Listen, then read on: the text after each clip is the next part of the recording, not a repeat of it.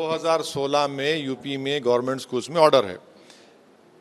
जनगण मन पढ़ने में किसी को इतराज नहीं है, ना रहेगा, मगर सवाल ये पैदा होता है कि आप इस तरह का ऑर्डर इसलिए निकालते हैं क्योंकि मदरसों को आप शक की निगाहों से देखते हैं और आप ये समझते हैं कि मदरसों में पढ़ने वाले जो बच्चे हैं वो देशभक्त नहीं है। हमको बीजेपी से या आरएसएस से देशभक्ति का सर्टिफिकेट नहीं चाहिए।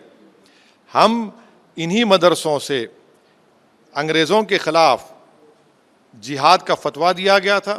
सुनिए, इन्हीं मदरसों से निकलने वाले अल्लामा फजल खैराबादी ने जेल में अपनी जान गंवा दी और अंग्रेज़ों से माफ़ीनामे ख़त नहीं लिखा।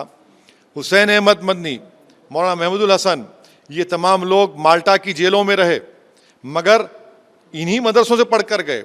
मौलाना अबुल कलाम आज़ाद, जौहर बरदरान, ये सब लोग, आप इनकी कुर्बानी को शक कर रहे हैं क्या? आपको ये आप जो पॉलिसी अपना रहे हैं, आप तो सिर्फ मदरसों के ताल्लुक से गलत फहमी बिल्कुल प्रॉब्लम नहीं है, बिल्कुल प्रॉब्लम नहीं है। क्या आपको नहीं मालूम कि मदरसों में नहीं पढ़ा जाता? कौन कहा है? पढ़ा जाता है मदरसों में। चलिए हम दिखाते हैं आपको। हर मदरसे में पढ़ा जाता है। 15 अगस्त के दिन तिरंगा लहराया जाता है, 26 जनवरी के दिन तिरंगा लहराया जाता है, मगर आप ये पैगाम ये देना चाहते हैं देशवासियों को, ये गलत आप पैगाम दे रहे हैं।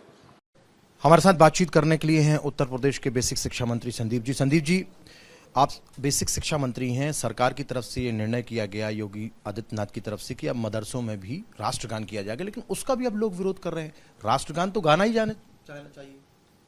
देखिए, मुझे नहीं लगता कि ये चीज़ विरोध करने वाली है। राष्ट्रगान, हम अगर भारत देश में रहते हैं और भारत के वासी हैं तो राष्ट्रगान के प्रति हम सब लोगों को सम्मान करना चाहिए। भारत जो है, भारत में रहने वाला एक एक वासी, हर एक वासी भारतीय है।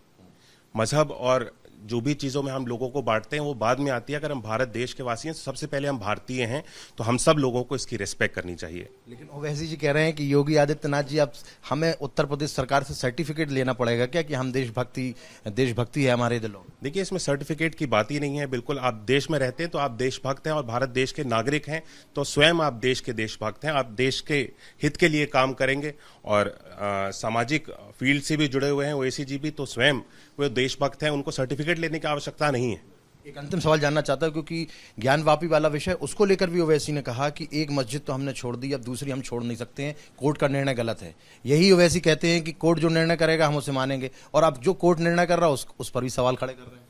देखिए, मैं इन चीज़ों में कोई टिप्पणी ऐसे नहीं करूंगा। माननीय न्यायालय का जो भी निर्देश होगा, हम सब लोग, क्योंकि सर्वोच्च हमारे देश के जो भी संविधान है उसमें सर्वोच्च न्यायालय को माना जाता है, तो न्यायालय का जो भी नियम होगा हम सब लोग उसका पालन करेंगे।